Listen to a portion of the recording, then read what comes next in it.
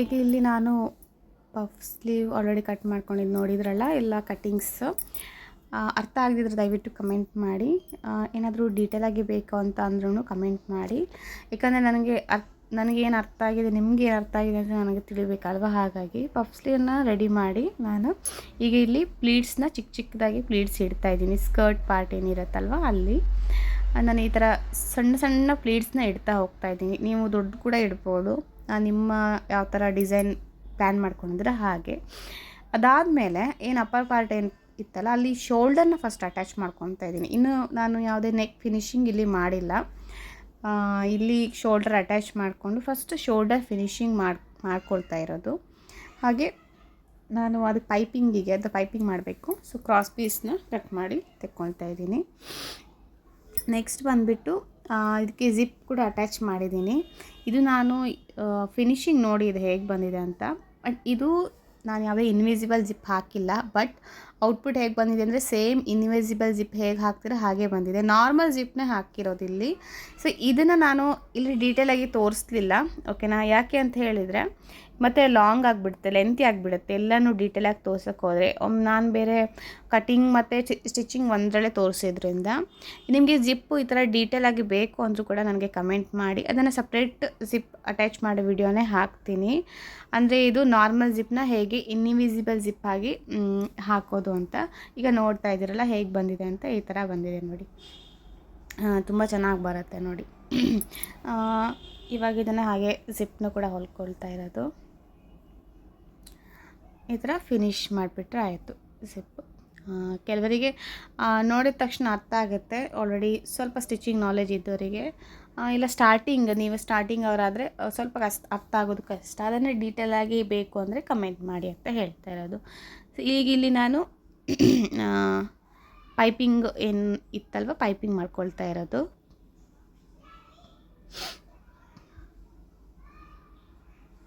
So extra ಎಲ್ಲ cut ಹಾಕಿನೇ ನಾವು ಪೈಪಿಂಗ್ ಮಾಡುವಾಗ ಹಾಗೆ ಅಲ್ವಾ, ಕಟ್ ಹಾಕಲೇಬೇಕು. ಏನು ನೆಕ್ ನಾನು ಆಲ್ರೆಡಿ ಶೋಲ್ಡರ್ ಫಿನಿಶಿಂಗ್ ಮಾಡಿ ಇಟ್ಕೊಂಡು ಫುಲ್ ಕಂಪ್ಲೀಟ್ ನೆಕ್ಕಿಗೆ ಪೈಪಿಂಗ್ ಹಾಕಿ ಫಿನಿಶನ್ನು ಕೊಡ್ತಾ ಇರೋದು. ಇವಾಗ ಅಂದರೆ ಇದು ಆಪೋಸಿಟ್ ಕಲರು, ಅದಕ್ಕೆ ಹೈಲೈಟ್ ಇರೋದ್ರಿಂದ ಪಿಂಕ್ ಹಾಕಿದ್ದೀನಿ. ಹಾಗೆ ಇಲ್ಲಿ ನಾವು ರೆಡಿ ಮಾಡ್ಕೊಂಡಿರೋವಂಥ ಸ್ಲೀವು ಅದನ್ನು ಕೂಡ ಅಟ್ಯಾಚ್ ಮಾಡ್ಕೊತಾ ಇರೋದು.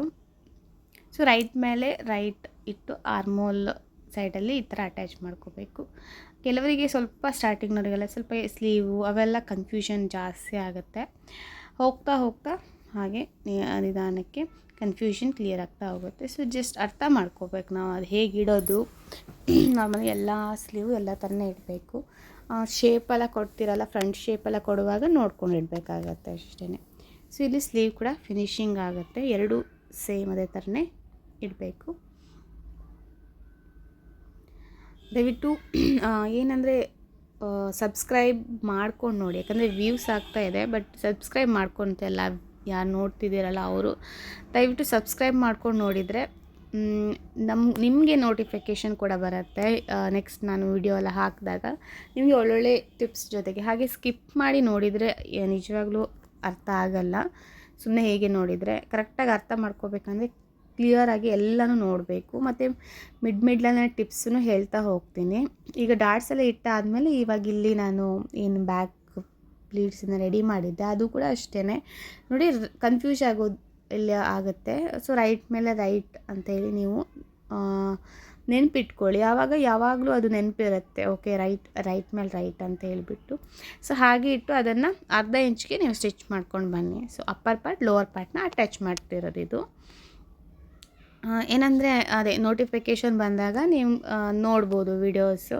ಹಾಗೆ ಕಂಟಿನ್ಯೂ ಆಗಿ ನೋಡಿ, ಯಾಕಂದರೆ ಟಿಪ್ಸ್ ಕೂಡ ನಾನು ಇಲ್ಲಿ ಹೇಳಿರ್ತೀನಿ.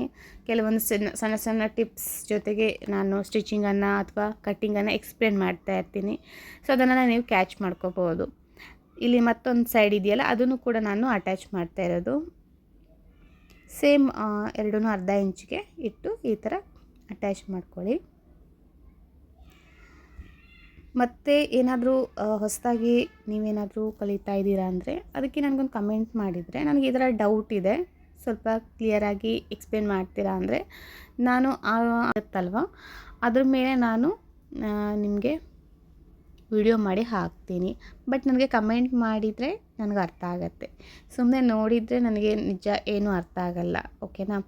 ನನಗೆ ಇವಾಗ ಅಟ್ಲೀಸ್ಟ್ ನೀವು ಕಮೆಂಟಲ್ಲಿ ಏನಾದರೂ ಒಂದು ಕಮೆಂಟ್ ಮಾಡಿದರೆ ನನಗೆ ಅರ್ಥ ಆಗುತ್ತೆ. ಓಕೆ, ರೆಸ್ಪಾನ್ಸ್ ಇದೆ ಅಂಥೇಳಿ. ಸುಮ್ಮನೆ ನೋಡಿದರೆ ನನಗೆ ರೆಸ್ಪಾನ್ಸಸ್ ಅರ್ಥ ಆಗಲ್ಲ. ಹಾಗಾಗಿ ಹೇಳ್ತಾ ಇರೋದು. ನಿಮಗೇನಾದರೂ ಡೌಟ್ಗಳು, ಹೊಸದಾಗಿ ಕಲಿತಾ ಇದ್ದೀರಾ, ನಾನು ಕಲಿಬೇಕು ಅಥವಾ ಬ್ಲೌಸಸ್ನ ಕಲಿಬೇಕು ಹಾಗೆ ಹೀಗೆ ಅಂತ ಅಂದರೆ ನನಗೆ ಕಮೆಂಟ್ ಮಾಡಿದರೆ ಕ್ಲಿಯರಾಗಿ ನನಗೂ ಅರ್ಥ ಆಗುತ್ತೆ. ಸೊ ನಾನು ಈಗ ಇನ್ನೊಂದು ಸೈಡ್ ಅಂದರೆ ಡಬಲ್ ಸ್ಟಿಚ್ ಮಾಡ್ತಾ ಇರೋದಿದು. ಹಾಗೆಯೇ ವಿಡಿಯೋ ಇಷ್ಟ ಆದರೆ ದಯವಿಟ್ಟು ಲೈಕ್ ಮಾಡಿ ಮತ್ತು ಸಬ್ಸ್ಕ್ರೈಬ್ ಮಾಡಿ. ಓಕೆನಾ?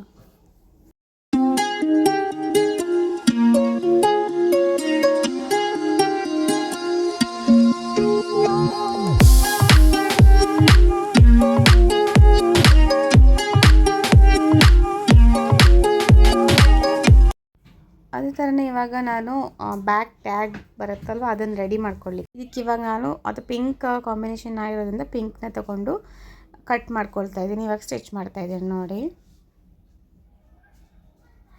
ಈ ಥರ ಒಂದು ಮಾರ್ಕಿಂಗ್ ಆದರೂ ಮಾಡ್ಕೊಳ್ಬೋದು, ಇಲ್ಲ ಡೈರೆಕ್ಟಾಗಿ ಹಾಗೇ ಕಟ್ ಮಾಡಿ. ಫಸ್ಟ್ಗೆ ಅಗಲ ಜಾಸ್ತಿ ಒಂದು 2 ಇಂಚ್ ಅಷ್ಟು ಅಗಲ ತೊಗೊಂಡು ಬರ್ತಾ ಸ್ವಲ್ಪ 1 ಇಂಚ್ ಅರ್ಧ ಇಂಚಿಗೆ ಅದನ್ನು ತೊಗೊಳ್ಳಿ. ಬಟ್ ಕ್ರಾಸ್ ಇರಲಿ ಪೀಸು, ಇನ್ನೂ ಚೆನ್ನಾಗಿರುತ್ತೆ.